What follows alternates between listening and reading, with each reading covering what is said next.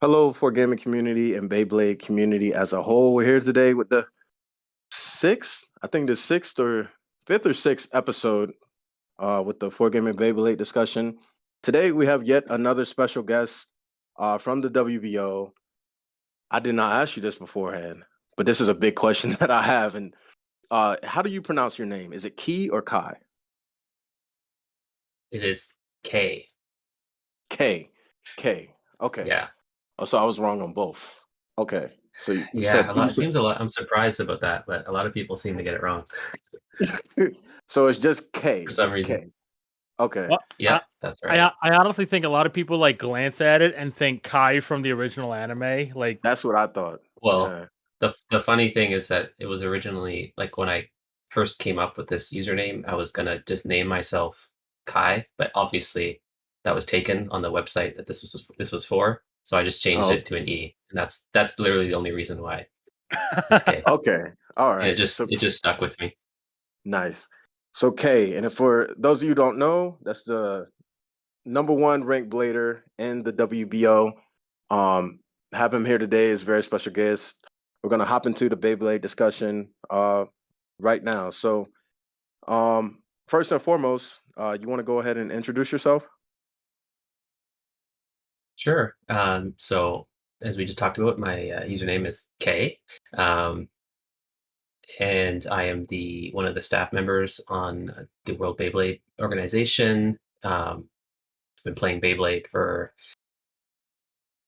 close to 20 years now, and I also run a uh, competitively focused Beyblade blog called Beybase. And Mhm. yeah, That's pretty dope. I'm gonna put the link to Baybase down at the bottom. I know myself and a lot of Beybladers or competitive Beybladers definitely check that out. So first and foremost, I want to ask, how'd you get involved in Beyblade? 20 years, that's a long time. Like what got you introduced to it yeah, and how'd that go? yeah. So if anyone's interested, I actually answered this particular question in greater detail than I'll be able to provide here in an interview series that I did for our WBO's 10th anniversary several years ago. It's linked in Hmm. my profile there. But basically, to make a long story short, in 2002, like probably many other kids, I was like outside for recess at school, and I saw a group of kids playing with Beyblades. I think one of them was like Bakushino. This was like the plastic generation, and I just thought it was really cool. And eventually asked my parents if they could buy some for me, and then we got some, and um, I was able to participate in a official Hasbro tournament in the next year in 2003. Um, and then a few years after that, I came across the Beyblade community online in 2005. And then from there, the rest is kind of history. That's pretty dope. I didn't even know Hasbro had tournaments at that time. Like I They know they have like world tournaments they now and definitely stuff did. like that, but yeah, we were under the, or at least I was under the impression. I didn't think they start having tournaments until like the Metal Fight era.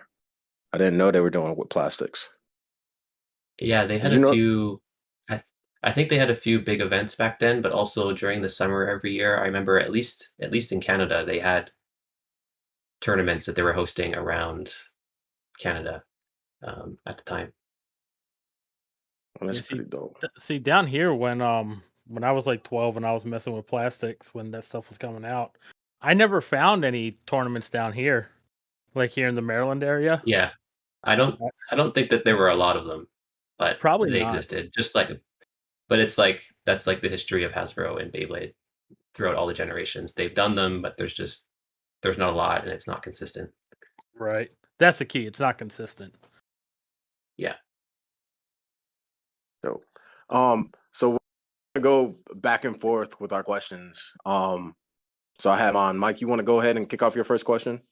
Yeah, sure. All right. So, key, right? That's how it is. Key. Um, K. nope. K. Hey, It's K. K.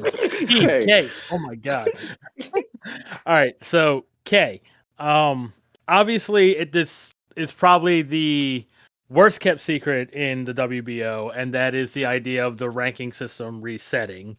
Um, you know, I think just about everyone knows that there's the idea that it's supposed to happen at some point or another. My question is, do you feel that a reset is really needed, and do you think it would be good for the game to have it?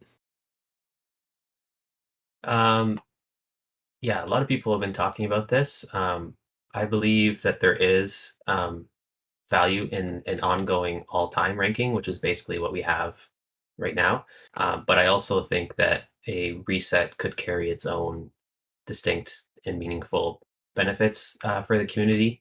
Um, and I think that if what we have right now, which was created many years ago, um, can be considered like a prototype of like what the rankings could be, and what could have been reasonably developed by us back then with the resources that we had. And I think that with all of our experience and the knowledge of the community, and also how competitive play in general um, should work, is greater now than when we began. So I think now we're at the point where we're looking at ideas like this that could help to um, make competitive play more engaging for everyone that's involved. Um, and like one example I can give that really kind of illustrates how far we've come in terms of how we look at organized play is that when we first launched the rankings, people were actually allowed to submit battles that they played with players outside of tournaments, and that didn't end well. So this the whole since we started the rankings like 10 plus years ago, um, we've always been looking at ways to change and improve it. And the challenge has always been that many of the changes that we've considered require a lot of planning, design, and development work. And while we can do the first two of those things internally for the most part with like the staff and that we have, we've never had like a MyBB developer on our staff directly. So things don't always move as fast on that front as we would like. So it's always been a bit of a challenge to make changes to the system that was originally developed, but we've slowly been trying to move things forward. So it's not impossible, but it takes time. And the idea of a ranking reset certainly is. I think it's not hard to understand how that could be a good thing for the community, considering how long the existing one has been going on. Yeah. Right. Now, would you say that Burst has definitely been like more popular than Metal Fight, and has brought out more competitive players than Metal Fight probably had, and that would be like Um, another reason for the ranking resets? I don't know if that's necessarily a reason for it, but in terms of like the popularity, I think it's difficult to gauge because like if we're only looking at the WBO, when the WBO started, it was basically right when Metal Fight Beyblade had started, so the community was still small back then, just by the nature of the fact that the WBO was a new community. Right. Um, so we already had like some momentum behind us by the time uh, Burst Burst came out. started. Yeah, so that's a factor worth considering. But I mean, Burst has also lasted a lot longer than Metal Fight, so that probably says something about its popularity True. as well. Yeah. Yeah. All I right. didn't yeah, I didn't know that ranking was going on for 10 years. That's quite some time. Um I mean Yeah, at least the Metal it's Fight one, yeah. obviously. Yeah.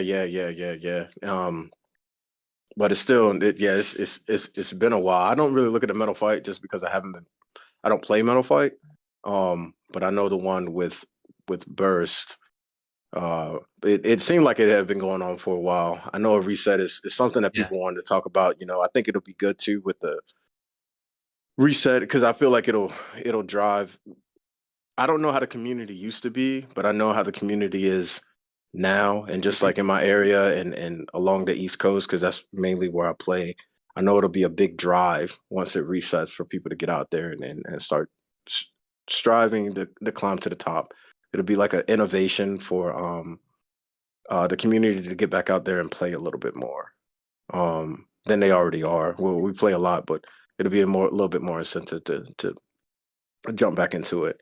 But yeah, it is good that staff is looking into that and trying. I know, or I had heard the rumors about the software being a lot older, so it's going to be hard, I Yeah. guess, to The yeah. the platform that we're on is called MyBB, and it's like a forum software. And obviously, over the past several years, for like the popularity, I guess, of forums has dwindled. But which means that there's not as many like developers or like active development going on for the platform. They're Hmm. still updating it for like security reasons and stuff, but it's not as like easy or to find people to help with it Yeah, recently. yeah, But we're so invested in it since the community has been built around it, that it's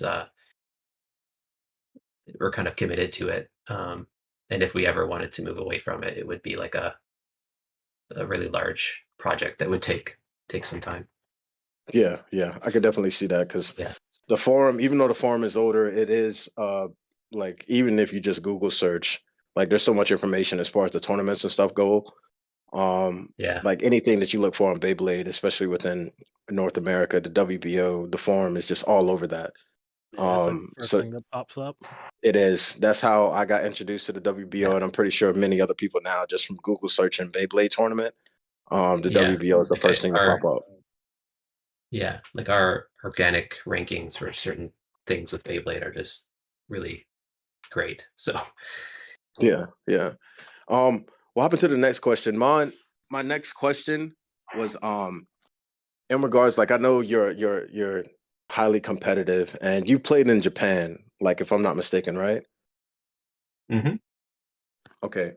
So my next question is what are the differences in like your Beyblade enjoyment or experience with your Japan trips or like your overseas trips versus playing within North America? Yeah, so this is an interesting question. So I read, some of you might have seen, I've written a bunch of reports in the past about my experience with the Japanese Beyblade community Hmm.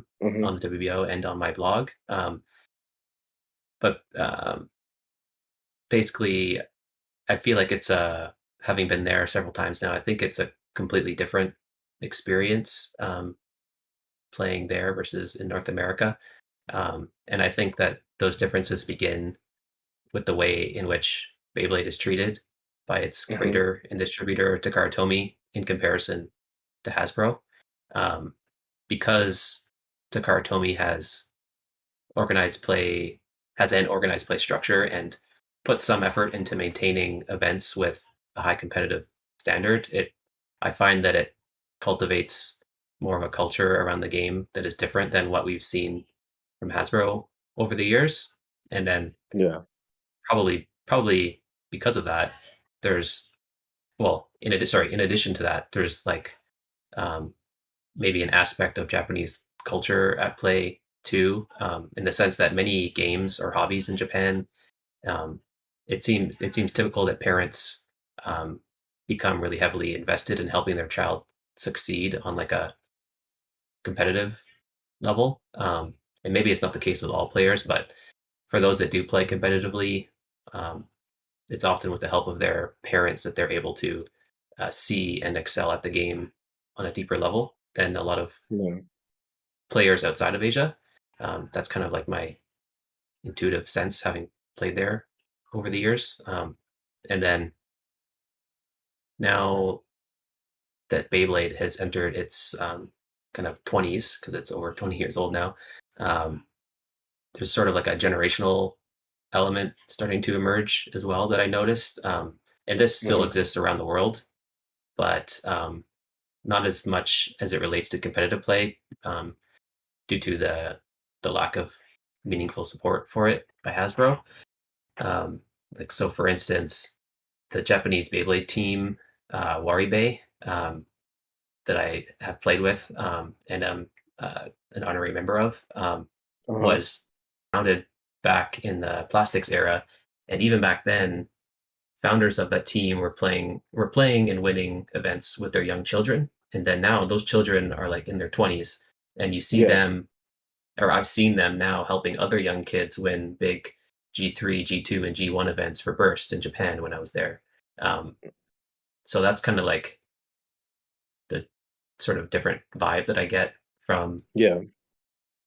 from Beyblade in Japan and how it's perceived versus outside of that. And then in terms of like how like playing, um, I find it to be really challenging to play in Japan. Part of it is there's even though I'm actually studying Japanese, there is still a language barrier, and while Yeah. much of the game is the same, so many of the rules and the tournament structures are different, and Hmm. it just made me realize how much an effect the rules and the tournament structures we play with affect how we perceive the game. And it's also another big reason why I've been pushing for the past few years to try and make the WBO more open in terms of how we accept different methods of play. Um, So you've been pushing for that to get it more like open, like how it is in Japan. oh, Hello? well, the thing is, I wouldn't say Japan is necessarily open because Oh, okay. they're locked into their WBA rule set, but I've come to the mindset that we should be more open, at least in some way, in terms of the types of rules that we allow. Obviously, that's a very complicated question when you start thinking about the rankings and everything, but Yeah, I yeah. want to, I want things to become more open in some fashion. And you can see I that understand. happening with us adding like 3-on-3 and things like that into the first stage. Okay. Um, I what you brought up is actually it wasn't a question I had, but it was a topic of discussion. First, can I ask how old are you? 29. 29. Wow. You're a lot closer to me in age than I thought you were. I thought you were like young 20s. When you said you've been playing for 20 years, I was like, man, you got to be kind of up there then. Nice, 29. Okay. So one thing that you mentioned and that I see now too, and why I feel like it's a good opportunity for Beyblade. Oh, let me ask you, got one more question. Did you play Yu-Gi-Oh when you were younger? I did actually, and I played it when I was younger, and then like when it first came out, and then I got back into it for a few years, maybe 10 years ago. Okay. All right. So we're pretty much we're about all of us are about from the same generation, kind of like you're a few years behind us, but still around the same generation. And I look at Mhm. things now, with all the other guests that we talked to, except CSC Raymond, he's a little bit younger, but Mhm. all of us now we're older now and we're dads and we grew up around that era of Pokemon, Yu-Gi-Oh, when anime at the time anime wasn't it was cool to us, but it wasn't cool to everybody. You know what I'm saying? Like so you go to school and stuff like that. Mhm. Like sometimes you would get picked on and teased a little bit, which it didn't matter, you know, but now it is a wave and it's like a craze now. Like anime is a thing. Like it's in rap songs, it's in pop songs and things like that. Like it's everywhere you look and it's the cool thing to do. And I think a lot of that now is because of our generation and now we're older and we have a little bit more say, you know, in the things that we like. So even with these streaming services and things like that, like I'm pretty sure there's people working behind the scenes that are pushing for anime, like the hobby shops that pop up. And my kids, they got me into Beyblade, uh, but I put them on the anime, and you know we have the store, and I push these things because it's something that I love and I enjoyed as a kid. So when you mention Mhm.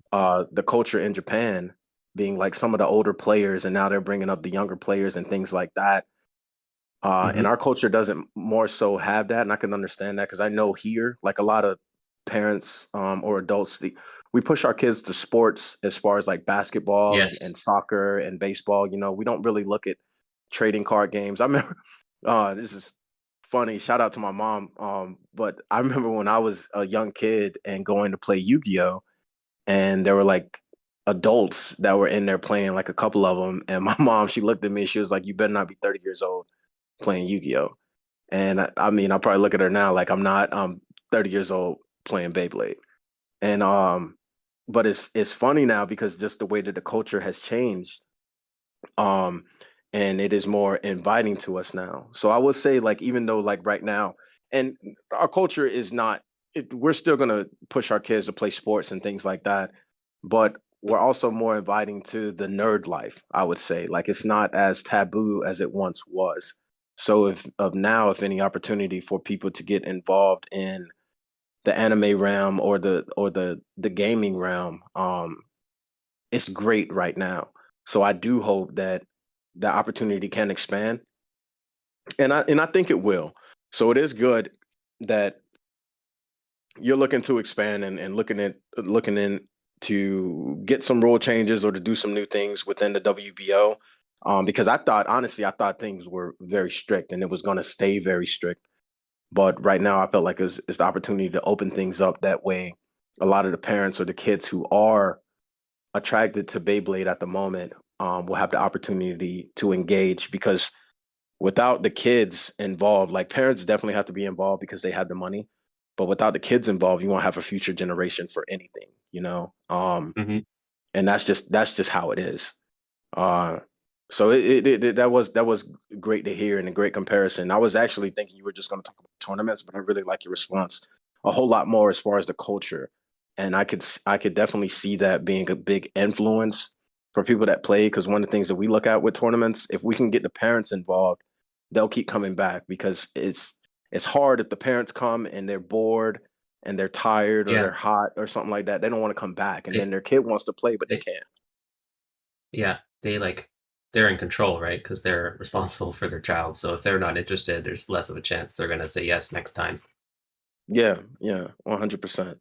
So yeah, there are some cultural values and cultural instances that, honestly, I mean, I think about it, but I didn't think of it on that scale. But yeah, man, I appreciate that.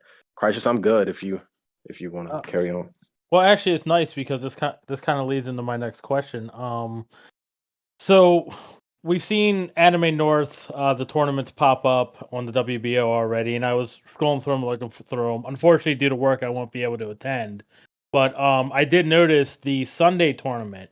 It's unranked, but it's the first stage is going to start in 3v3 and then move to a 5G similar to the WBA or WBBA rule set. Hmm. Um, that really intrigued me because I've really been intrigued by how the 5G system, the 5G battle system works.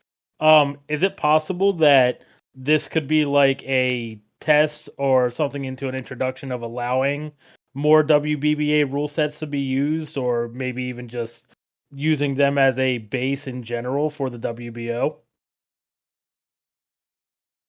I think the question of whether we would use WBA rules as a base for WBO is a bigger question, but certainly uh, adopting something or like adding something like 5G as another option is possible.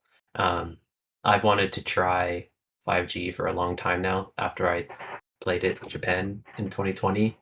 But because of the pandemic, I wasn't able to do that. I was originally going to do it at Enemy North 2020 before it was canceled. Um, but as I mentioned, answering the previous question, like I'm really trying to push for more openness in like the different methods of play they're allowed on the WBO. Right. And this is a big part of Project IDA. I don't know if you guys have seen that. It was something we announced like maybe almost 2 years ago now, I guess. I saw Um, there was a lot of changes that came in with and it. yeah, and it was dubbed like the long-term initiative for the WBO because we knew that it was going to take a long time for this stuff to play out. But the whole point of announcing it was just to express our mindset moving forward. And the whole vision of Project IDA is like the vision statement is that we want to help people play Beyblade together, and that's a very broad statement. But part of what that means is that we want to make the to let people play how they want to play, basically. Right.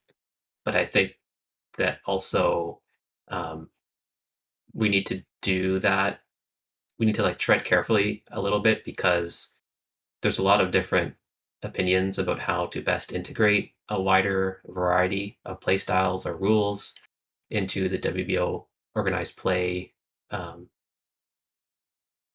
realm without diluting the rankings. Or and I personally, I would want the rankings to be able to represent who is the best, or the quote unquote best overall player across many play styles, but also who's the best in more specific areas. So, like, I would like to know who's the best 3v3 player, who's the best 5G player, for example. Um, but I think that the world of competitive Beyblade is so deep that it's unreasonable to expect every player to be able to or even interested in investing themselves in every single area.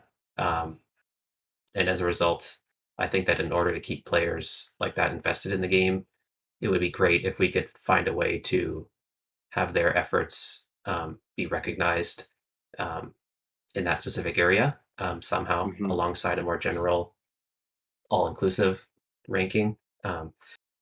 So basically, to answer the question, it's like yes, 5G could be added as like an option, but the question remains about like how it would be integrated with the rankings without changing like what the rankings mean Right. as they Yeah. are now. Because right now the rankings are kind of, this is a standard. Everyone plays by this standard. Yeah, So it's like it's like, already starting to change. It's already starting to change a little bit because before it was only one. The first stage of every tournament was 1v1, and the final stage of every tournament is WBO deck. yes. So like we wanted to standardize it so that as much as we could, so that when you're looking at the rankings, you know that everyone is playing under the same rule set. So it's easier to like make a comparison. But if everyone is playing different match types, it's hard to make a direct comparison between players, or becomes a little bit harder, or it starts to mean something different because everyone is playing with different rules that require different skill sets. Right.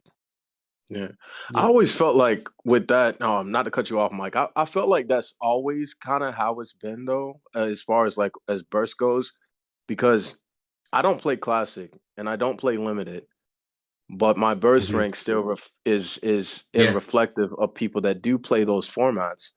And those are different formats. Like if I was to go, I don't even know how to play those formats, to be honest, but yeah, I'm ranked with those players. yeah, So and I know it like you said, like it's tough to do every single one. And I know rank matters to a lot of people, which is gonna get me into the next question. But um in that aspect, like why would it be hard to just implement the 5G from looking at it from that perspective? Because it's like right now we already kind of have that. Even now we have pick three, choose one, single bay, and 3v3, classic and limited. yeah. I mean, I'm talking in ideal terms. Obviously, when the burst ranking started, burst classic, burst limited didn't exist. So it was burst Hmm. format, first stage 1v1, final stage deck format. So it's expanded over time, and it's we added those things because the community like we added things like the other formats like classic and limited because the community really wanted them. And adding a new format is like technically speaking fairly easy to do. Um, Okay. what's hard to do is create some kind of filtering or separation between the different formats on the rankings. That's really Okay. hard. Yeah, because that's a Yeah. lot of, that's probably a lot of coding there. Like to Yeah. be able Yeah. to be able to have it filter it into different ones. Like Yeah. So that would probably be ideal, but I understand, like you said, you guys don't have like an active coder on the staff. So you guys have to bring someone from outside of the WBO to do this, and whether it's money related or it could even just be their time, that needs to be that's taking the time to do it. Yeah. So there's like this sort of stuff we're like very aware of, and there's a lot of things that we want to do, but the speed at which we're able to do them is very slow. Okay. Unfortunately. Yeah. Oh, that's all good. And this is something that you had mentioned first when you were answering this. You said that a better question or a question that you were looking into or thought of was the base rules for the WBBA. Have you seen the base rules for the WBBA in comparison to the WBO? Is that something that you thought about having or no? Like changing or no? I've heard about people suggesting it recently, but I haven't honestly spent a lot of time seriously considering it. One thing Okay. I've wondered about it is whether we have a complete full translation that we are confident in that's been like translated professionally. That's what I would want to see first. Okay. Because I'm not sure where these like translations are coming from, but I understand. certainly it's something worth like the idea of it is is a worthy topic of conversation. Right. I understand that. Yeah. Hopping back onto rank. This is a big question. We're talking about rank. So into my next question is it's rank is very important to a lot of players, a lot of WBO players. And as you as number one, just for the listeners, for yourself, for I mean me too, do you consider yourself as like the best blader in the world from being number one in the WBO? I would say in a word, no. But I think that the word best is relative. Yeah, I think that yeah. who is best depends so heavily on context and skill. And so like if by best you mean in the most sweeping sense of the word, I would say definitely no, especially after going to Japan. But on the other Yeah. hand, if by best you mean something like uh, something that combines qualities like dedication and consistency over time, which can become a little bit closer to being quantified, then I might humbly say that I'm probably in that conversation just because of how long and how relatively consistent I've been, um, at least outside of Asia. But in the end, I think that the rankings are more of like a means to an end than the end itself. I view them more as a measuring stick or a reflection of my own personal goals. I'm Mhm. always competing with myself first and foremost. Like I have high expectations of myself, um, and I think that being number one doesn't necessarily mean you're definitively the best. Um, and being any rank doesn't mean that that's who you are definitively. But it also doesn't mean, but it does mean something. But what that is depends on who you ask, I think. That's a good answer, man. That was like that was a legitimate answer. It was I felt like it was a humble answer and also like more honest than what I was expecting in terms of how you look at yourself like as a blader because we Crisis and I we talk about it in terms of like having those rivalries with other people because you Hmm. have a extremely high BR and it's going to be with the way that the ranking is set up right now, the ranking system, it's going to be hard to even catch you to reach number one just because our areas like if you play with against people with high points, that's when you can get a lot of Yeah. points. But at the same time, the people with the high points, if you beat them, they drop a whole lot, and then it's harder for them to Hmm. gain them within our communities if they don't have anybody around their same BR. So to strive and try to reach that number one ranking is very tough, but there's a lot of great bladers out there. So we have like our own little friendly rivalries within our communities, and then like I mean, I have my personal goals. Like I want to be considered a great blader. Just for my skill and knowledge. And I heard you just say the same thing as far as like your consistency. Cause yeah, I don't know of anybody that has been in more events than you, at least within North America, at least within the WBO. You have a lot, Yeah, a whole lot of tournaments that you've been to, and I can't say that for you. Like you do love and enjoy Beyblade. At least in the fact of competitive Beyblade, with has as many hmm tournaments as you have participated in. So, yeah, man, I 100% respect that answer, man. I do like yeah, it. I do like it. and I think that like because with the rankings as they are right now, being effectively like an all-time ranking since it's been ongoing since we started them. I Mhm. think the rankings are more of a reflection of a player's performance over that time period than who is like the definitively or as close to definitively as possible the best player this month or this year, you know. Yeah, Um, because like especially in my case, like especially over the pandemic, like we weren't able to host many tournaments in Toronto, so I wouldn't even say it would be fair to say that I was like the best player of the past 2 years or something, even though I'm still at the top of the ranking because I wasn't able to play in a lot of tournaments um, to do that. There's lots of other players who've been playing amazingly over that time period because they were able to prove that in the tournaments that they were able to play in. yeah, Yeah, yeah, because America opened up a lot faster than Canada did. Yes. yeah. Y'all want letting us come up there? Are y'all letting us come up there now? I think so, right? I think you can now. Yeah. All right. Yeah. Um. Yeah, I'm good, Mike. If you wanna, you can hop in. My last question just basically comes down to I had made a proposal form about a week or so ago, I think. I'm just curious if you happened to see it and what you thought of anything in it. So this was this the um you might have to walk me through some of this. I think I did take a look at it. But there was a This, lot in there. yeah, that was I spent like a week writing it out, so Yeah.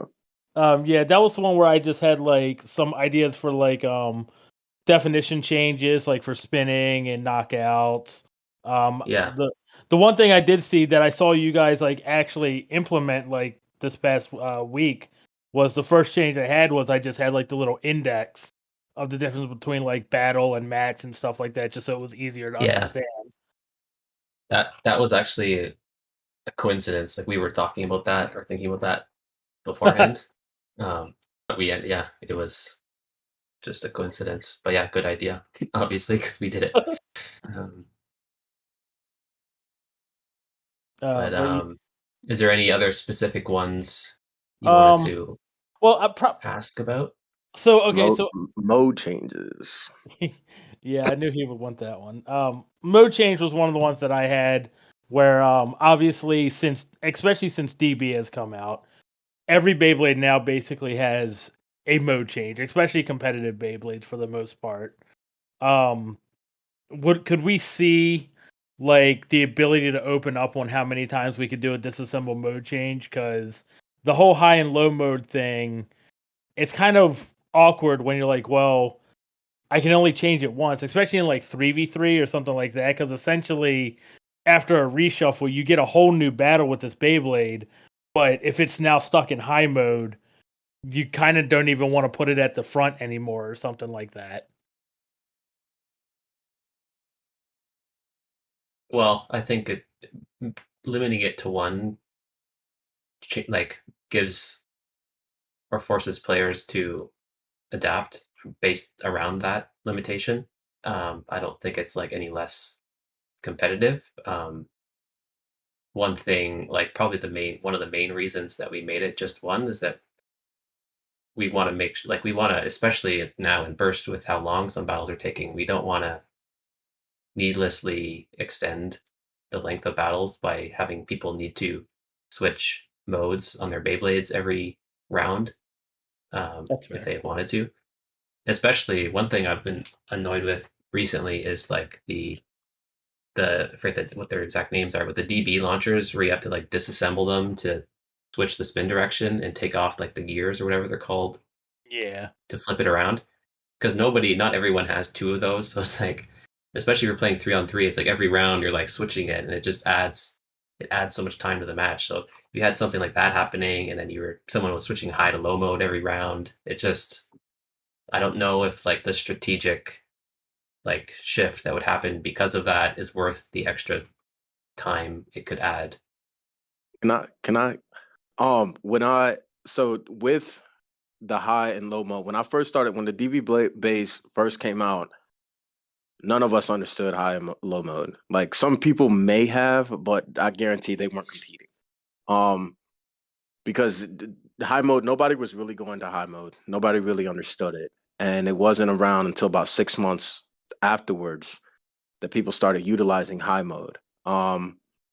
And I know I practice a lot with my son, and at first I thought high mode was only good in opposite spin. Like you would try to do it against a drift combo, and sometimes you would come out with the ties. It was something that could match it because we have a lot of um, we went through a horrible time with LAD. It's still going on, but it's not as bad with the new formats that we have.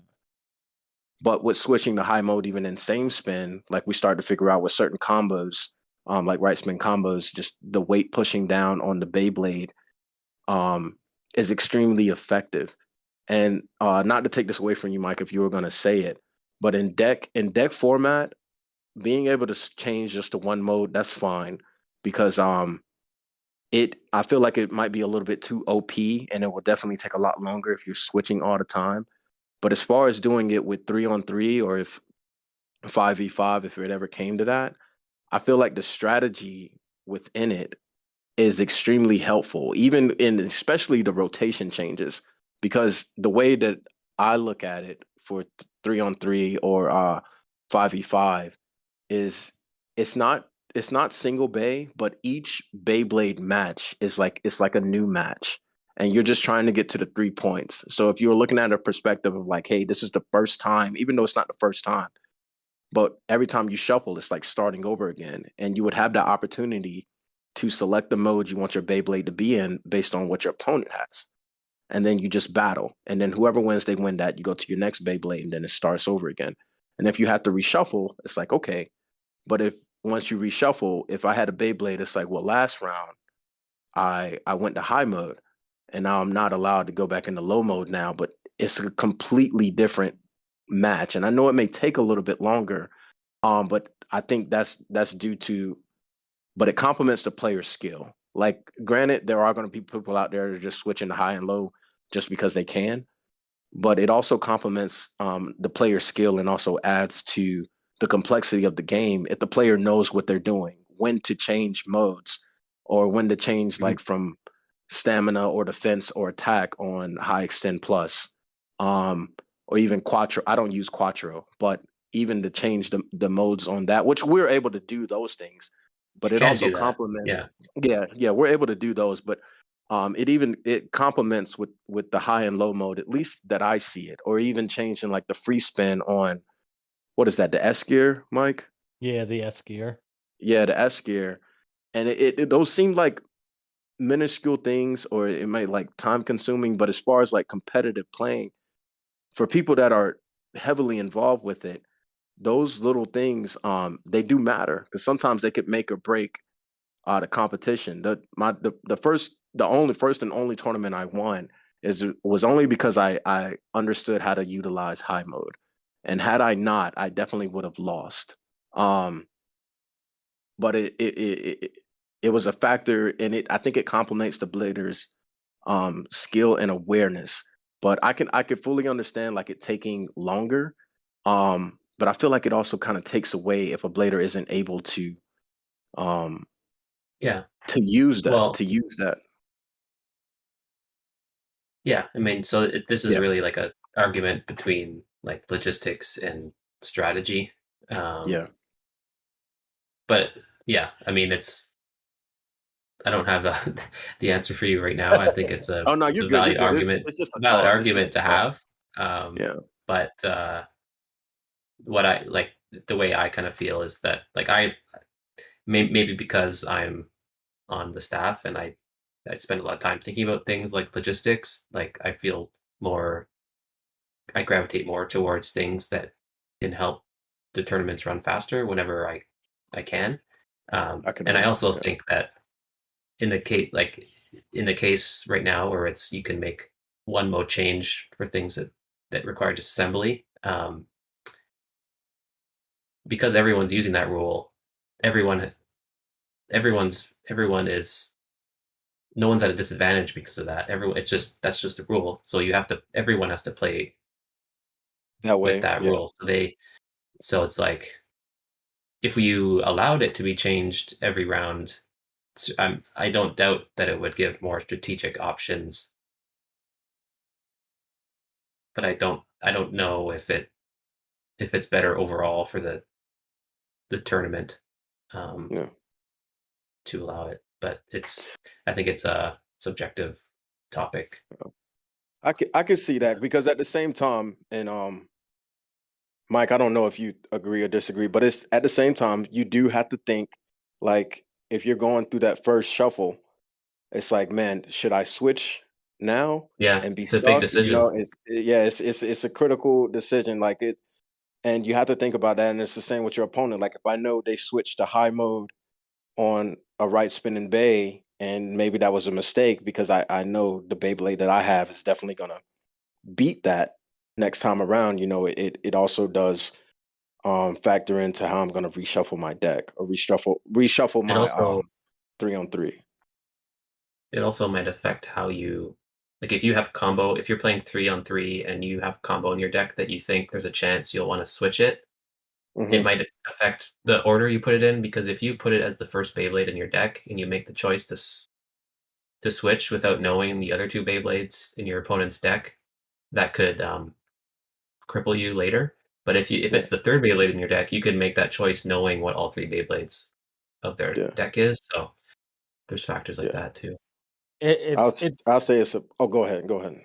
it's definitely like two separate point of views that come into play because like in one hand you've got the fact of it probably is a lot more strategic and like you have to think a lot more to only have one mode change Yeah, like that Yeah. you have to think a It's lot differently it's than almost more strategic when you're limited in a certain sense.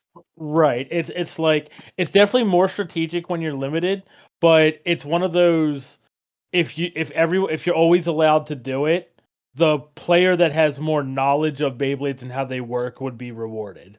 that's what. Yeah, and that's where I'm at because I feel like yeah, it is, but I I guess I don't know. I It, guess I it, could see it in it, both because if a player doesn't have knowledge and they're just switching just to switch, it doesn't really matter if it's once or not.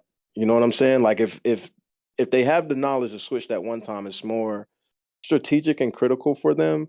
But if they had the freedom to do it, I feel like that is also like I guess there's counter arguments to both sides. Yeah, it's But difficult.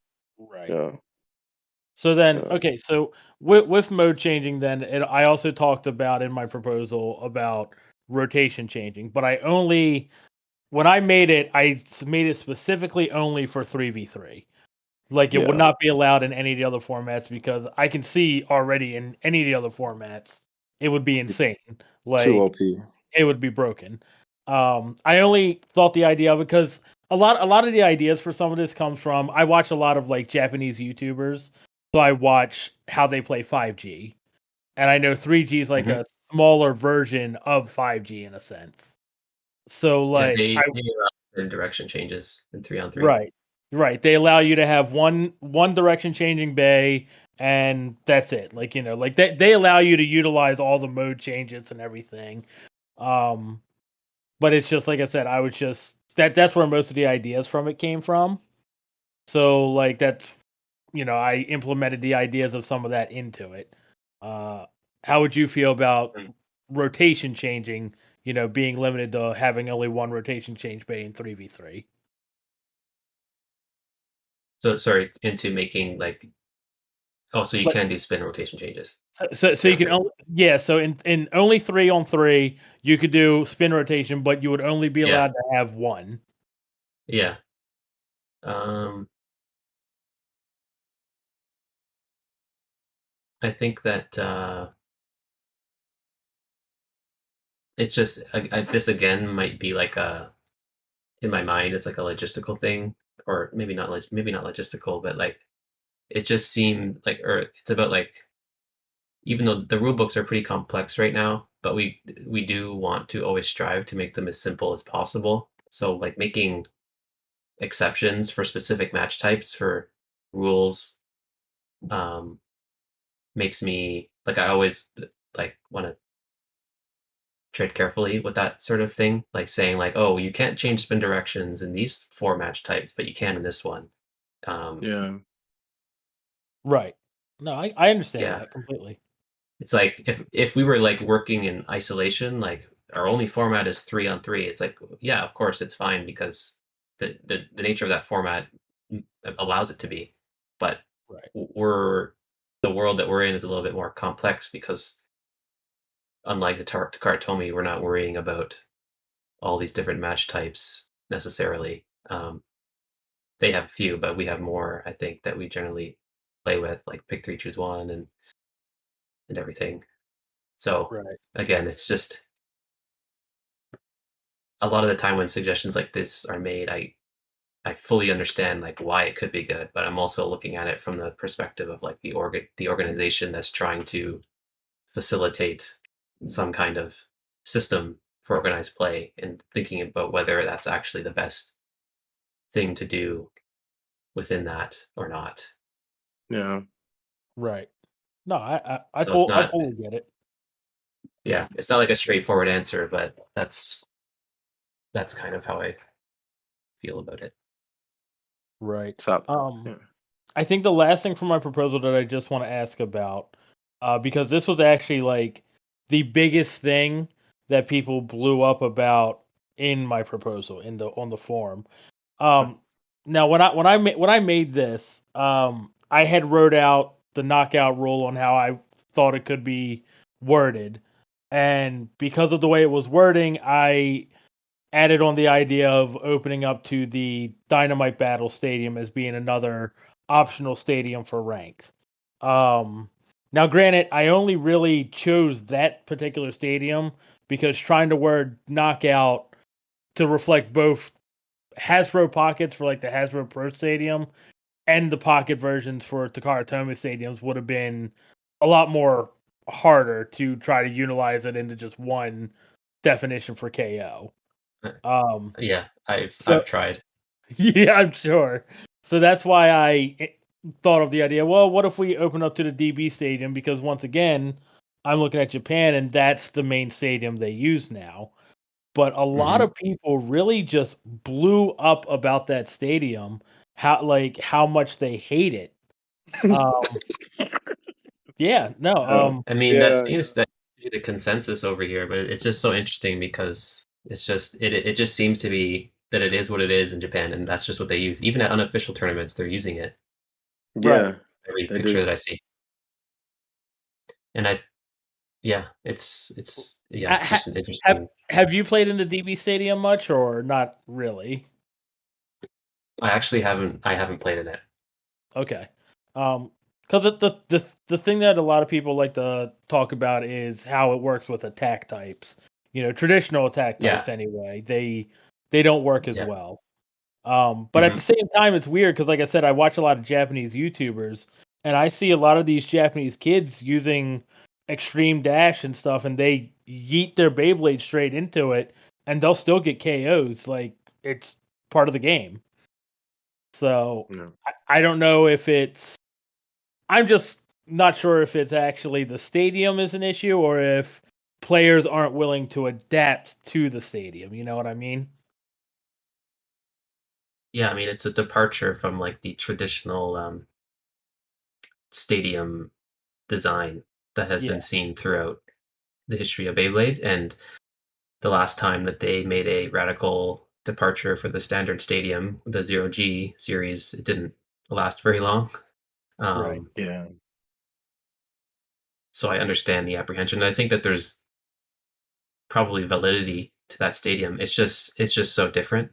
It feels so different, um, that I understand why the reaction the way it is the way it is.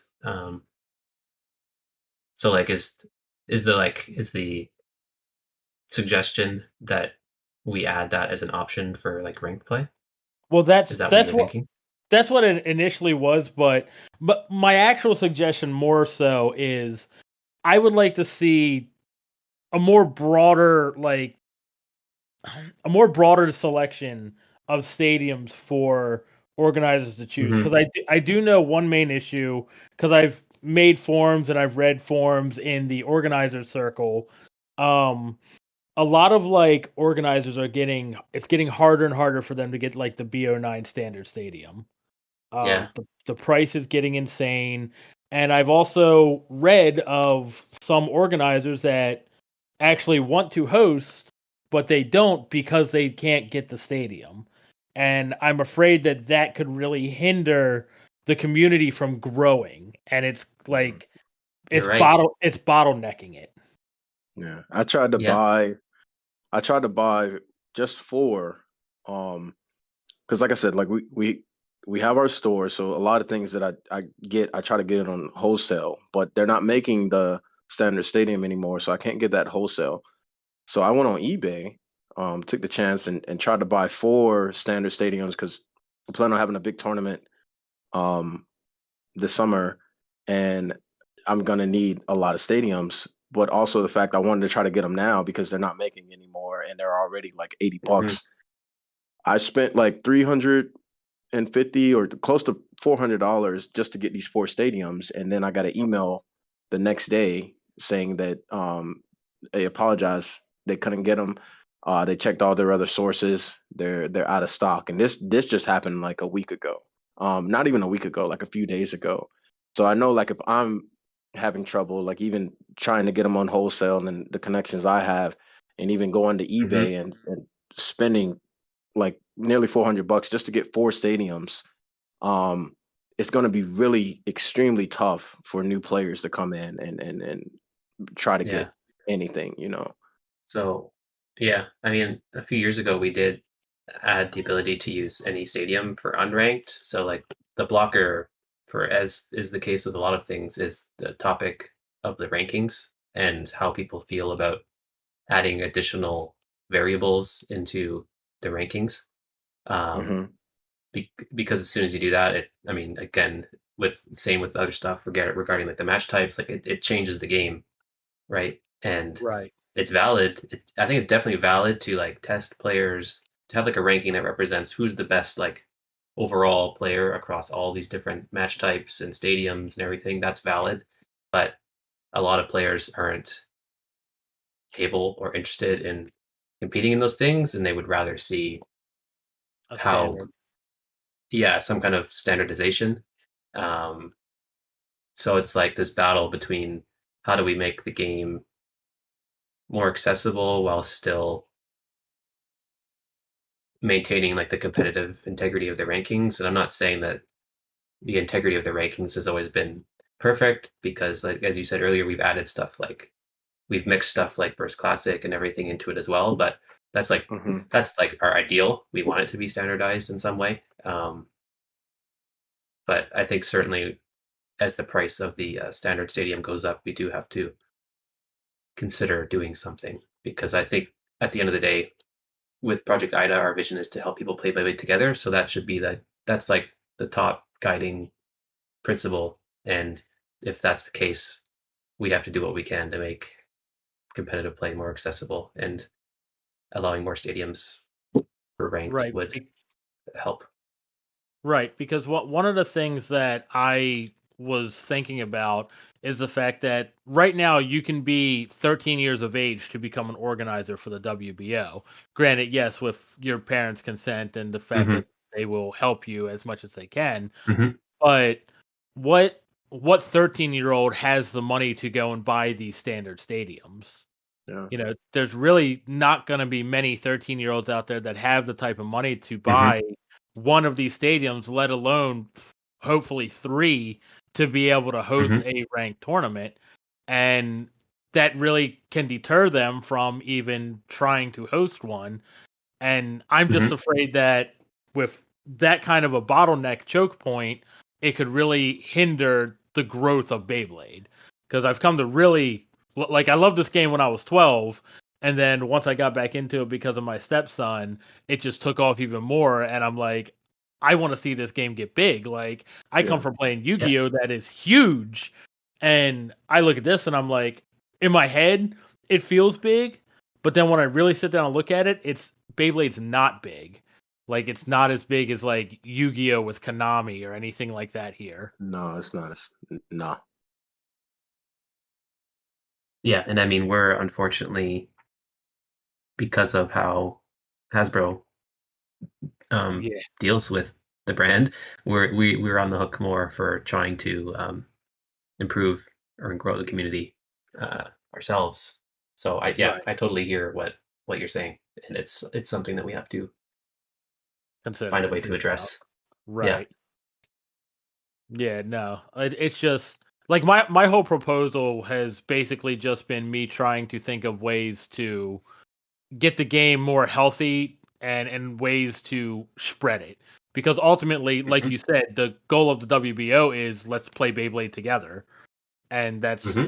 that's what I want to see. I want to see, if the majority of people aren't playing because of X reason, well, X reason needs to be addressed because they're the masses. They're the people that we need playing at this point to make it bigger. Yeah, for sure. Yeah. Um, Agreed. yeah, but We thank you very much for answering some of the questions I had from my proposal.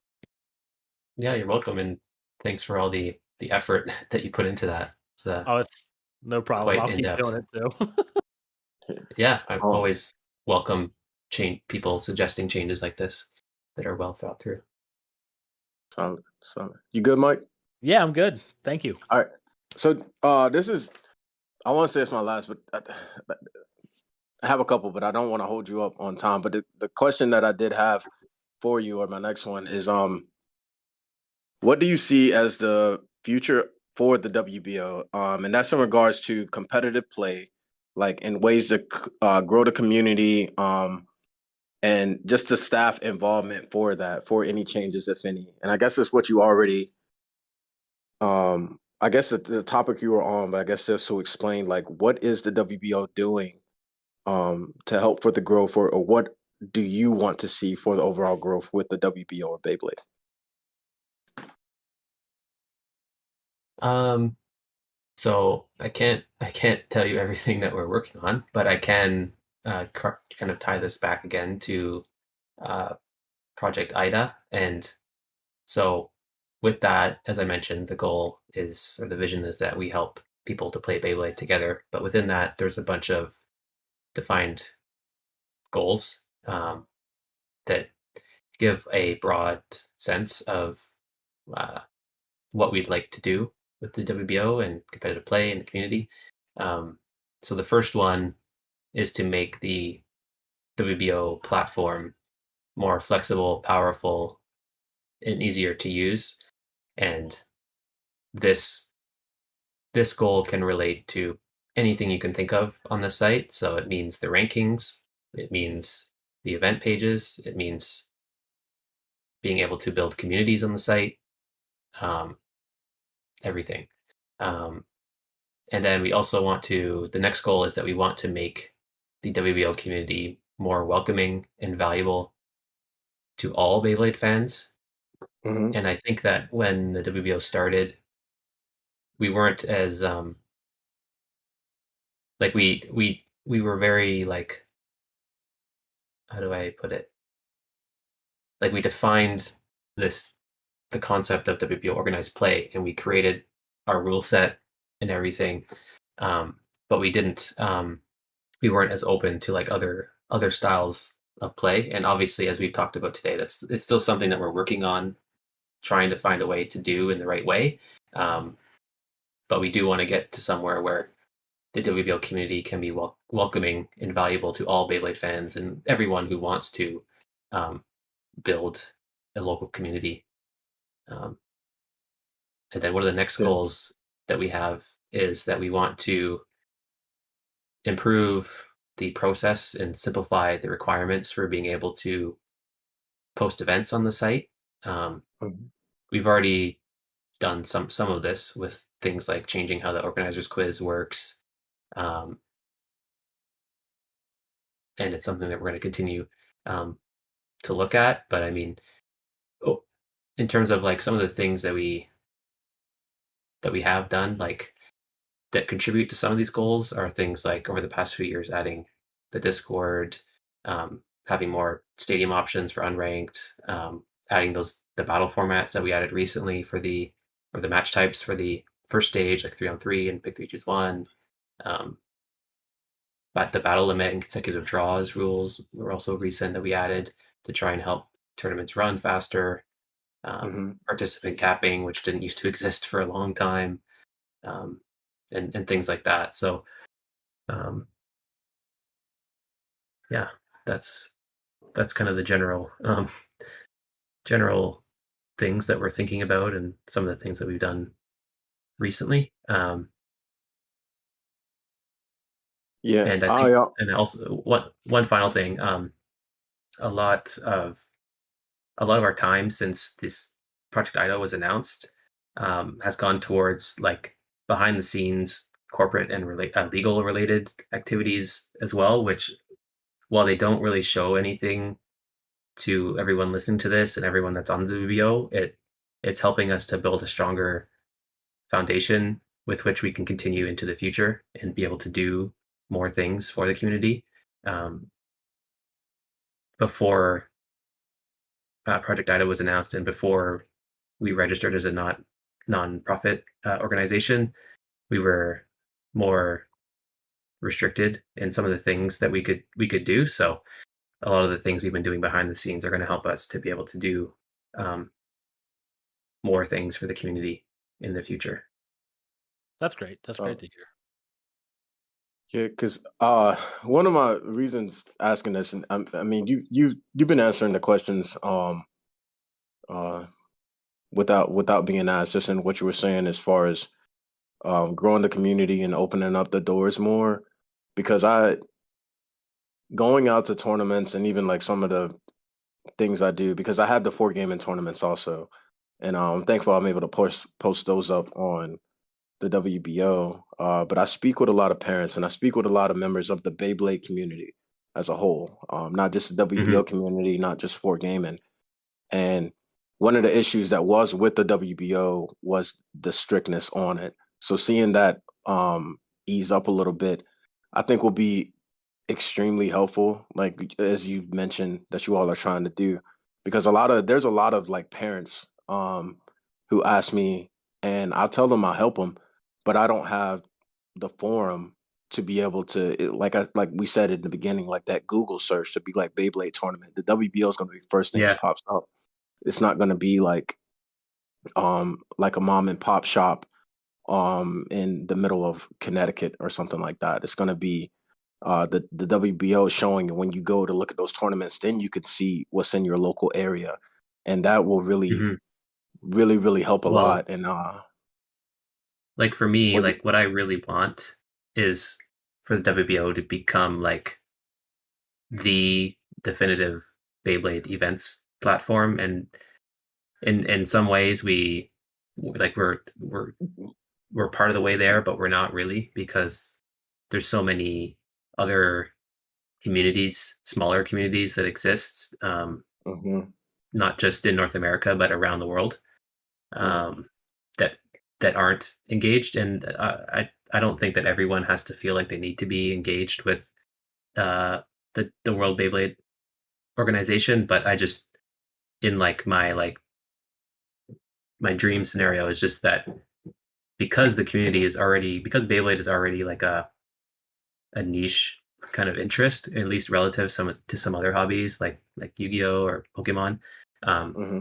I feel like the more united we can be, the stronger the game will be, and like the more we can amplify the people that are interested in Beyblade. So if we could get to a future where every quote unquote every Beyblade event is posted on the site, whether it's an event that follows the WBO organized play uh, structure, so that it can participate in the rankings, because I do think there needs to be some kind of structure for the rankings to mean something, but also have those be alongside other events that aren't necessarily using the WBO rules. That's like that's the ideal, but it's a complicated. It's difficult to get there. There's a lot of things to Yes. consider.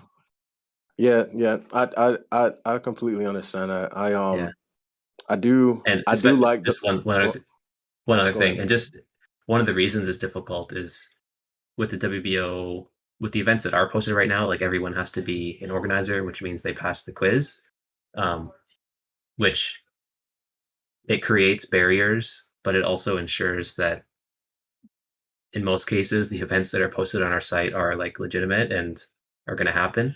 Um, and to be able to, we have to, if we want to have more events posted, it means that we have to find some way to make that process easier without compromising a lot on the like the vetting that goes into who becomes an organizer. Um, Yeah. so it's like we have to balance like trying to make the events make sure the events are still posted by like actual people who are actual organizers. They're going to do the Yeah. events with making it easy enough for them to feel like it's not like a chore or something. Yeah.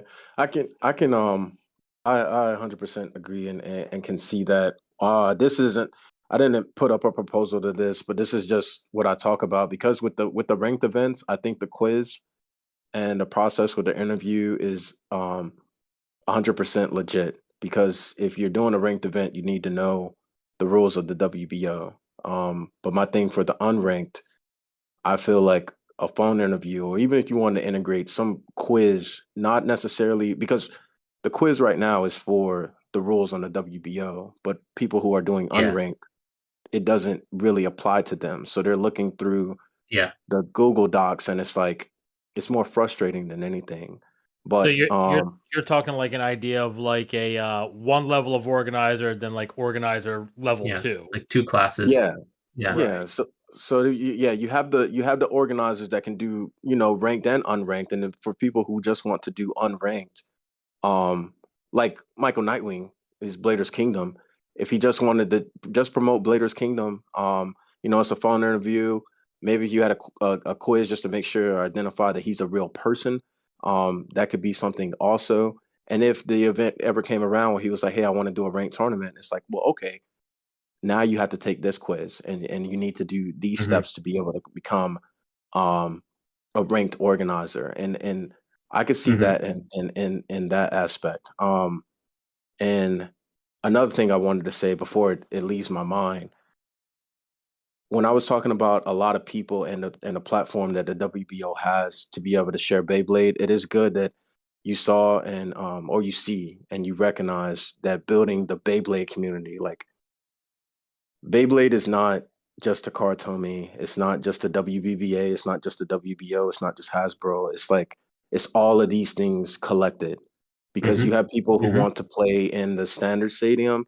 You have people that just want to play on their kitchen floor.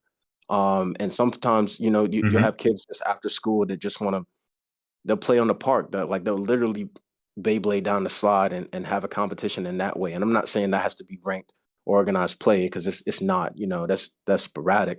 Yeah, I But don't think that will be ranked. yeah, yeah. But it's like, Who can Slide get up the format. slide? Who can get up the yeah, slide the highest? yeah. But it's like there's a when I looked at Beyblade and when I got introduced to it, like my kids got me introduced. And I'm a competitive player in anything that I do, and that really drew me into the community. But the WBO having that platform, the way that it is, was something that I look and I and was inviting at least for me. And there's so many other people out there. Like I had a convention. It was a gaming convention, and I met so many people that love Beyblade. They have no clue about the WBO. They had no clue about uh, tournaments or anything like that, but they still were super Mm. duper in love with Beyblade. And when I That told them about it, and their eyes lit up, it's something that they can get into. So when I asked the question about like the progression and growth, it was I guess a more of a thing for not just the rules, but even Joe just marketing the WBO and letting people know like, hey, there's people out there that play this, and there's people out there that play this hard. Hmm. Because right now it's just kind Yeah. of up on the organizers, and Yep. it's heavy on the organizers. It's like organizers, Google Yeah. searches, and that's only if the person is Google searching it. But the outreach Yeah. in that aspect, because I don't know, I just feel like, and I don't even know if I'm wording this right, but the WBO does have the No, I get. platform to be able to be like super big and impactful. Like Yu-Gi-Oh, um, they had Yeah. the show, they had the I think commercials, you're. they have an incredible fan base, but like we can do that too, but it's that unity that we need and to open the doors a little bit. But go ahead, I'm not going to cut you off no more. My bad. Yeah. One thing I was going to say was about the conventions. It's interesting to hear you say what you said about um, meeting people there and how they react about Beyblade and everything, because the exact same thing happens at Anime North when I do events Yeah, there, and it's been happening forever. So you're totally right. And with regards to like marketing, it's something that we've been thinking about. But the big issue is um, funding. yeah, So to be able to like do marketing, you need money to spend to be able to yeah, fund it. hmm And we have a sponsor right now, which is helpful, um, yeah, but it's not enough to do what we would want to do. hmm So we are looking at ways to increase how much revenue we bring in. And once we're able to do that, that's what will enable us to think more about things like um, marketing the WBO itself or marketing specific events for organizers. Um, it's just we're not there yet, but it's definitely something on our mind because we want to help. We want to do what we can to help organizers more. Right now, they are indeed kind of on their own in terms of like promoting their events and also like getting the equipment for it and everything. So in the future, when we have more money to be able to spend, we want to help with marketing. We want to help with equipment and things like that. We just can't right now, unfortunately. yeah. Is the fact that the WBO is registered as a nonprofit organization like one of the parts that hinders that a little bit? Because I know there's probably a lot of different like laws and regulations that you have to go through because of that, isn't Yeah, there? I mean, we have to be careful to make sure that we're doing things correctly as well. Right. But I don't think that being a nonprofit like hinders your ability to collect revenue. Like nonprofit doesn't mean you no revenue. You can still collect money as long as you're using that to um, For the organization. help the Right. organization. Yeah, Yeah. yeah. Okay. So So I just wasn't sure if like there's different like rules and regulations with it on how you collect money or stuff like that. yeah, I mean there is for certain things like donations and things like that. Um, Right. but yeah.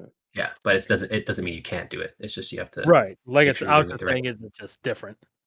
Yeah. Yeah. What I what I was saying, and this like I guess or some of my thought process wasn't for revenue or for commercials. And this goes back to what I said, like opening the doors and working with organizers. The last proposal that I wrote, it was like it's possibly my last proposal, and I put like three things up there.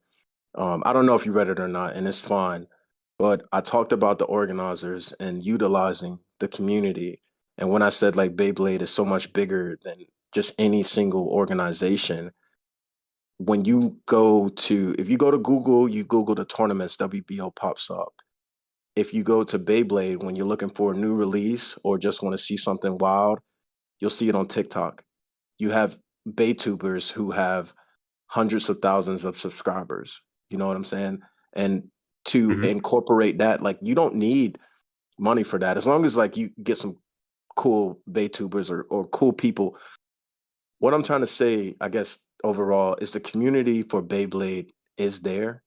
If the door gets opened up to be like, hey man, like we want to work with the Beyblade community to build Beyblade, I can't see the logical people who are just at the money, they're just going to be at the money. And I don't think that should be the focus anyway, because we're just here to play.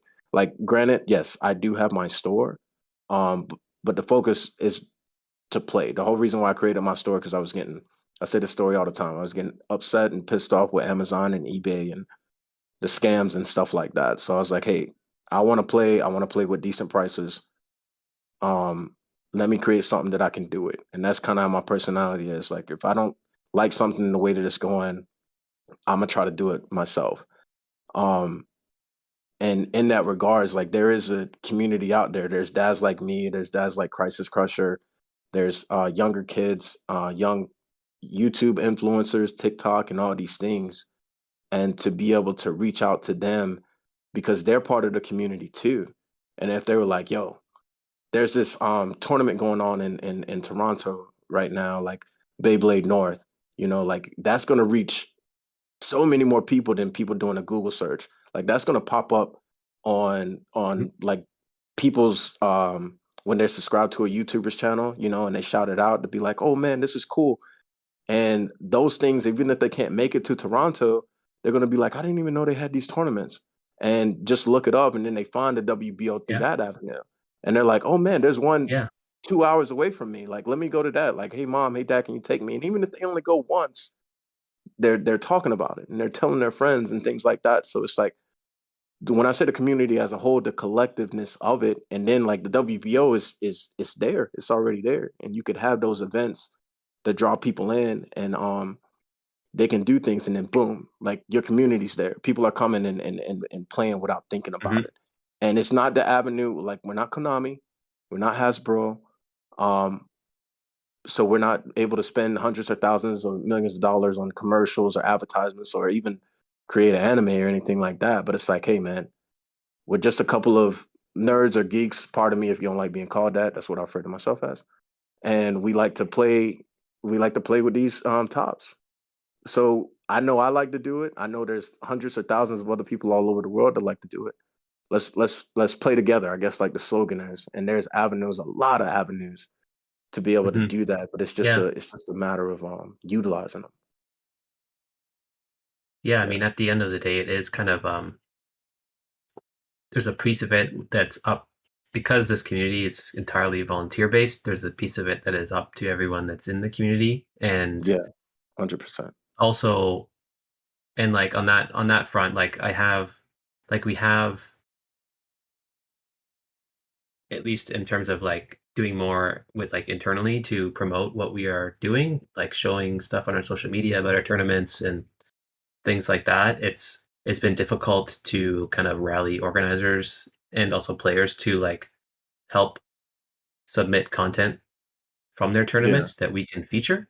Um, but it's something that we're continuing to try and find a way to improve. And then also with regards to like partnerships with like YouTubers and things like that, we've definitely done it in the past. Like several times, I collaborated with the Beyblade Geeks to make videos for stuff like the Metal Fight Limited format back in the day, or some of our Anime North tournaments. And I definitely want us to do more of that. The big kind of blocker for that over the past few years has been all of the stuff that we had to do to like register as a non-profit organization, working on this on Project Ida and like kind of giving us a new direction. And then we did a lot of restructuring for our staff and everything. So right now I am working on like trying to improve what we're doing to market ourselves. And as you probably saw recently, we added Think to the staff, and he's going to be helping with things in this realm. So Hmm. I'm hopeful that moving forward, we'll be able to contribute more to promoting the Beyblade community and promoting the WPO in general as we move Yeah. forward. Yeah, Yeah. but it's with a lot of It's a things because we process. are a volunteer Yeah. organization. It's a process. Yeah, because Yeah. Definitely a process. and sometimes it's also difficult because I think that I found that it's easier to find people who want to help with organized play, like helping to define the rules and the rule books and everything, than it is to find people who want to spend time creating content or marketing and things like that, Yeah. because the people that are volunteering for the most part are also players of the game, so they have like a very vested interest in playing the game, so it's natural for them to want to be involved in helping to define like the organized play that they're participating Yeah. in. But it's a little bit harder to find people who are willing to do like marketing work, you know? Yeah. Um, Yeah. I yeah. think that so I took a course. It made me think of it, and um I had a macroeconomics course, and they talk about just having people who, like, if I specialize in a certain craft or a certain area and I have an interest in that, I'm gonna do a part of my language. Well, I'll use the correct term. A heck of a lot better job than you trying to force someone to um to put them in somewhere where they don't want to be. You know, they're part of, like, let's say if we're all working, Yeah. like I'm in the Coast Guard right now. I have a job. I'm a diesel mechanic, pretty much, or mechanical technician. But I also have to do Mhm. several other jobs that I don't really care to do. But I mean, I'm a hard worker. I'm gonna do those other jobs, but they don't get as much love and attention as my main job does, because that's what Mhm. my passion is in. Um, Mhm. so I think with looking at that, like the organizers I know now, because I mean, I love to play, but I also have other interests. Because I mean, I want to build Beyblade. Also, I want to build for gaming, because I want to have a hobby shop one day that I could just be around and live what I enjoy between Beyblade, Yu-Gi-Oh, Pokemon, the whole anime lifestyle. Um, and I say this because, like, when it does come to the content creators, people that want to compete and play, they will be good for the play team. And I'm not telling you what to do, man. I hope I'm not sounding like a dad. I apologize if I am. No, it's fine. But but there are also creators who they just love they do the wild things, I guess you say, or to me it's Yeah. wild, because and they'll just do wild things with Beyblades and be like, hey, let's see how long this one will spin, and they'll let it spin for hours. And I can't remember the name of that stadium that has the electrical thing in the middle. Um, but they'll just let it spin and to see how long it goes, or things like that. Or I've seen people Mhm. who light Beyblades on fire and stick them in a wok pot or something like that. Those people, they like doing things. They also like creating content. So to get with them, or those type of players who are involved with Beyblade, because there's so many different mindsets. I think I got stuck in it for a while to think like Beyblade is only competitive, like that's the only thing like that it's good for. Well, I didn't really think like that, but that's where my mindset is, because I enjoy competitive play. But then I meet people, like I said, I bring him up again, like Michael Nightwing. He likes competitive play, but he likes playing Beyblade for fun. Like it doesn't matter to him about as much about the rank and the competition like that, like win or lose. He just wants to be able to enjoy his toys regardless. And having people like that really want to spread Beyblade, people who are heavily involved with it, I think that can help. Like even Crisis, like right now, I'm not about to sit down and rewrite the rule book. I know that for a fact, you know. Yeah. But he puts people like that will put the time and effort. Like if you got me, like, hey James, I want you Yeah. to go rewrite this. I'm gonna be like, you'll get a half worked job, a half butt job from me, you know. But Mike, somebody that wants to do it, you get 100%. And Yeah. You got to find the right yeah, people. yeah. Um, but I I do appreciate think, this, man. Yeah, go yeah, ahead. I mean, one other thing I do think, in terms of like the people that are passionate about doing things like content creation and everything, it can be a little bit challenging because there's so much more incentive for them to do that stuff for their own gain, Yeah, that's true. to like grow their own channels or their own followings, than it is to ask them to put their time and energy into doing it for the organization as a volunteer. Yeah. But I think for sure, I mean, to some, not that like you would ask someone to put the same amount of effort they would put into that their own like following it as they would for WBO, um, but it is probably possible to find people who can contribute on some level with that type of thing, and it's something that I'm trying to do.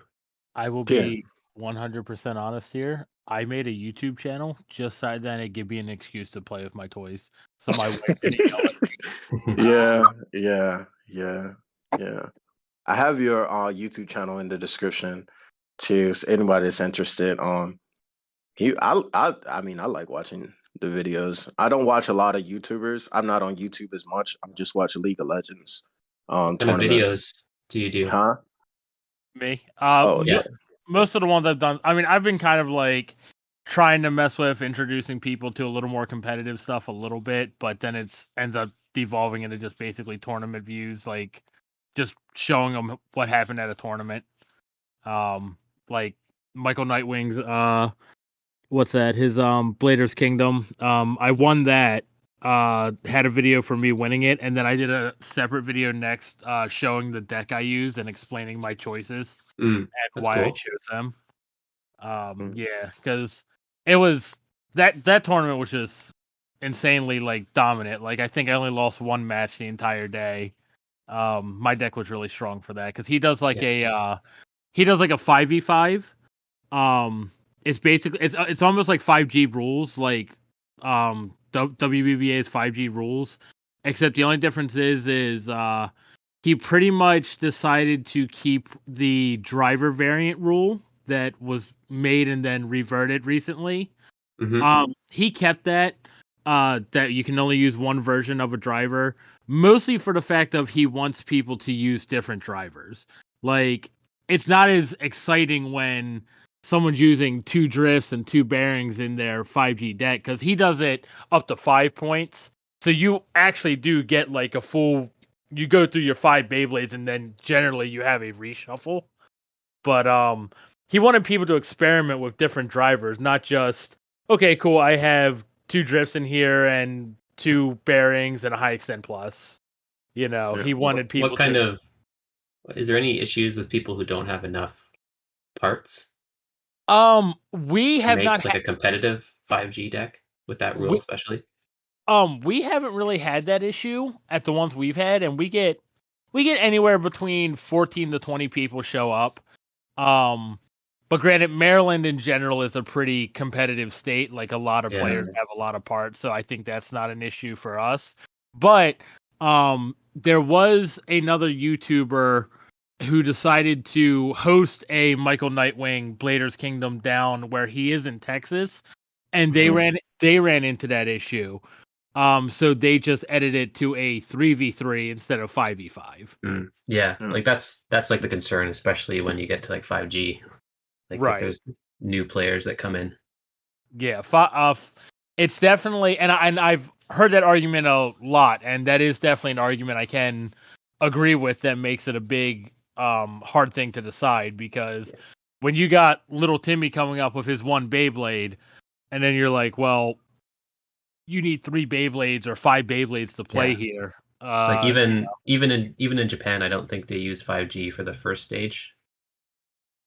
And that's one of the reasons why like we did well, not that 5G existed when we did this, but when we introduced the Vibio deck, we did it for the final stage partly because we knew that in most cases the people that are going to make it there most likely are going to have 3 Beyblades with different parts. So it's usually going to be fine.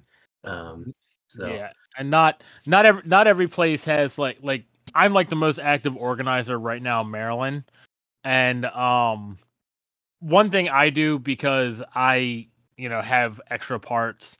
I have a box of extra parts, and I will bring it with me, and I will either lend or, depending on the situation, give some parts to a kid that needs them because he just doesn't have anything. But I understand not all organizers can do that. And I would never expect them to. That's just one of the things that I do to contribute to the community around here to try to help them out.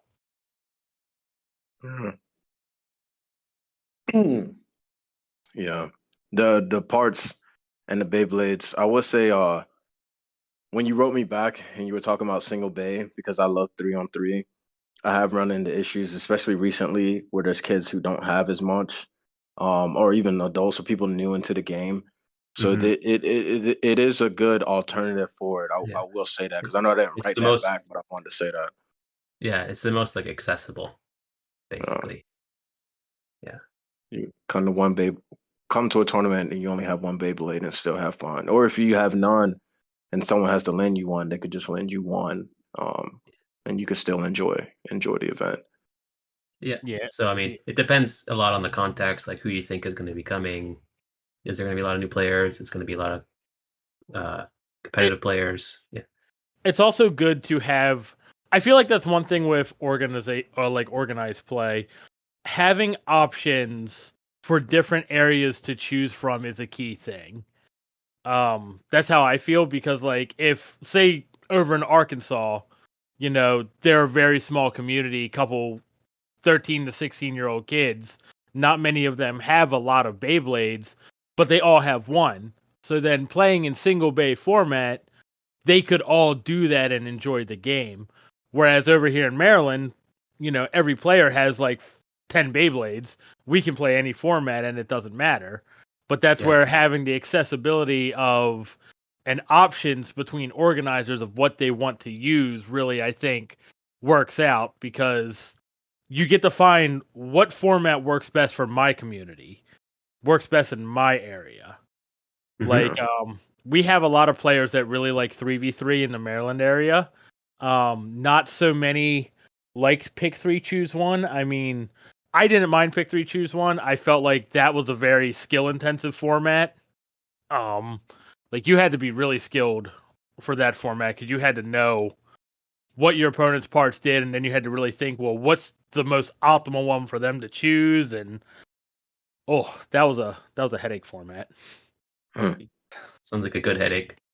It was. I mean, it was good for me and Geetster. We came out first and second, so I mean that was wild though. So, um, uh, Crisis, did you have any more questions? Well, first let me open. Kai, did you have any? Okay, my bad, man. Dang. At least I know now. But did you have any questions for us? Um, I didn't have a lot of questions, but I actually a little while ago I listened to the episode with Shindog. Um, Mm-hmm. and I think he asked about like what was something like what was if you could like change one thing about the WBO or the Beyblade community, like what would the number one thing be? Um, Yeah. and I'm wondering if that the answer both of you would give to that has changed at all, or if anything new has come up for you that you also think is really important that maybe we haven't touched on that you think I should think about or that the community should talk about more. You want to go first, Crisis? You can go first again, so I could. Yeah, that's fine. Yeah. So I know initially, my original one was the spinning definition. Yeah. I still feel like that is a big issue. However, after my proposal and everything from that, and me checking around with the community and other organizers trying to find out why people weren't hosting, I think I've really mostly come to feel like the biggest issue is the bottleneck of options for stadiums. Mm. Um, Okay. that's come to like really like because like I said, like ultimately at the end of the day, we want to spread the community and make it bigger. And I don't know if changing the spinning definition is gonna make it bigger, as much as broadening like Yeah. the ability of what you can choose to use for an organized tournament. Like I feel like that would be a bigger That would thing have a bigger to impact, I think. right, exactly. And that's just where I got like for health of the game, like like the way the game is played, I would still say the spinning definition is something to really look into. But for the growth of the community and helping the game get bigger, would definitely be looking into broadening like the options of organizers. I guess it would be the best way to put it. Yeah. Yeah. I hear you for sure on that. All right, Solid. James. Yeah. So I'm glad you asked this question because the answer that I gave to Shindog, as soon as I said it, like I kind of recanted it. I think that's no. Well, I rethought because that wasn't really what I The wanted. I thing. can't remember what. Huh? It wasn't really the thing that you thought you should have said. Yeah, it wasn't really what I wanted. What because I can't remember what I said. I think it was a rule or something. I think it was the variations. Um Might have been. for the yeah, but that's not because that won't overall help, I guess, with what I want to happen or what I would like to do. What I want to do is what I mentioned earlier. And this is why I didn't answer Shindog with this, is because I had already said it and I thought it would have been redundant. But the way for to become an organizer, or I want people, like I said, ranked is fine, but for people that have unranked events, because if they have an unranked event, it doesn't matter what stadium they have. Um, they're gonna play. It doesn't matter how many Beyblades they have. They could have even Hasbro, or I mean Hasbro to Kartomi, or Burst Plastics or Metal Fight. They have Beyblades. They're able to post up a tournament, um, or be on the organize, become an organizer or anything like that. They're gonna post it up there and they're gonna grow their community in that way. And if people later on get interested in ranked and be like, man, I've tested my skills against everybody in my school. I've tested my skills against everybody in my neighborhood. Let me do a ranked format tournament to test skills so I can compare myself to other people around the world. And then they get into that and then they'll start traveling, but it'll all start like kind of small. So I guess the ability for people to become organizers um in an unranked way, or to be able to implement Yeah. that so they could post tournaments, that is what I would like to see, because I feel like that will grow Beyblade in a big way. It'll definitely grow the WBO because more people will come to the site and they can become organizers and post, and it'll lead people into ranked and things like that. But it'll definitely grow Beyblade because people are going to talk Yeah. about it like, hey, I'm having a tournament down the road, sign up here. Or people that don't even talk to them, they could see it and be like, man, there's a tournament down the road. Let me go see what's about. Yeah. Um, I think what you said about it leading into ranked is really key.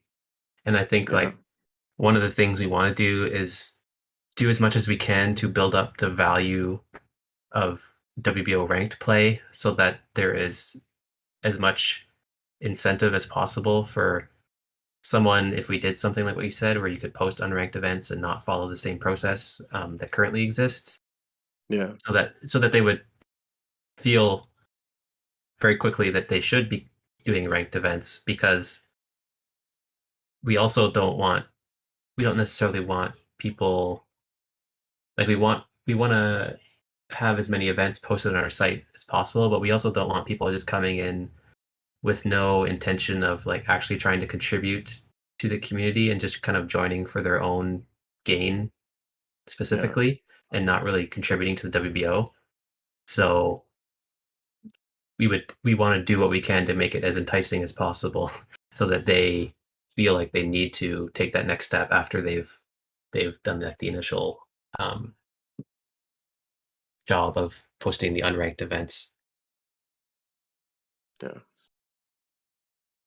yeah. But yeah, That, those yeah, two those two huh? suggestions are those two suggestions are really good, and I mean they're things that I've thought about as well. So thank you for sharing. Solid. And my bad, Crisis. As I was explaining that, I wasn't trying to say anything. I overthink, bro. So I don't know if you were thinking about this or not, but I wasn't saying like, not the stadiums. Like, let's do this. So I Oh hope you yeah. didn't take it that way, bro. I didn't mean it like that. No, no, no, no. Um, yeah, There's a lot because of I think, important things that we could be doing. It's not yeah, yeah, they're not it's yeah, not one or the other. yeah. But yeah, yeah. And thanks for hearing us out, man. I appreciate that. Um, did y'all have anything else? Out of curiosity, what is your favorite first stage format? Mm, it's a good question. It's I don't know. It's so hard. Yeah, it is hard. I I might say one on one is Single my bay. favorite. Yeah, That's fair. it's also the one I've been playing the longest, and I think that Yeah, there's more strategy to it than some people might think, especially when you get into like communities that where you're playing with the same players over a long period of time. Right. Um, mm, so I do like it, but my overall favorite match type is the WBO deck, like for sure, not even close. Yeah, yeah. I Just for have the skill purposes of it. Yeah, it's just the best in my opinion. I I do have one more question that I thought about to UK. It's when I look at the thread for the winning combinations and um did I cut you off, Mike? My bad. No, no, you Okay. just cut me off, All buddy. right. All right. So with the winning combinations, there's a lot of consistency when you see the winning combinations. Toronto, I don't know if y'all know it or not, but y'all are always very unique in your winning combinations. Do y'all practice the other, or do y'all play with the what a lot of y'all see on the winning combinations, or how do you all come up with? I guess not saying your strategy, but like, why is your all style of play so different? Is it just because of the locals that you play with, or do you think like y'all try to be innovative, or it's just what y'all style is up there? Well, I mean, what kind of differences I would you mean, say you've seen lately? attack, This is an attack. example. Let me Attack, say yeah. attack. I Attack is mean, heavier up there. Yeah. we've got a few players that are not afraid to use attack, um, and that's probably one of the main reasons. And the players that do that are some of the best players, like Justin TC, 150 for Beyblade. Uh, Den's also really good at attack. Um, so I think when you've got like good players, like even if you have just a few good players who are interested in being, I guess, different in that way, the results of that can start to be reflected on the winning combinations. Um, but I don't think like it's like I think everyone knows that attack is good. It's just most people don't have the confidence, I guess, to use it or know when to use it. Um, and it's, I think You got like especially in WBO deck format, it's just yeah. like if you are decent with attack, it's just like it's the best. Unless your opponent is also using attack, it's like the best.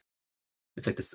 It's almost the safest option because the other the other option is that you're getting into like random opposite spin battles where it could go either way in a lot of cases. So you're either taking a risk of an opposite spin battle or you're going to take a risk of using attack. So it's like kind of pick your poison. I can see that. Yeah. You know. Appreciate this one, man. Does anybody have anything else? I think I'm good. Yeah, me too. Thanks for having You me. good. Yep. Thank you. Thank you for coming. Yeah. Thank y'all all for listening. I enjoyed this interview and this podcast. I learned a lot. I hope y'all did too. Once again, take everything that what we said and use it in your local communities to build your communities, spread the word of Beyblade, let people know about WBO also, spread about the tournament scene and just grow as you can. All right, everyone, and take care.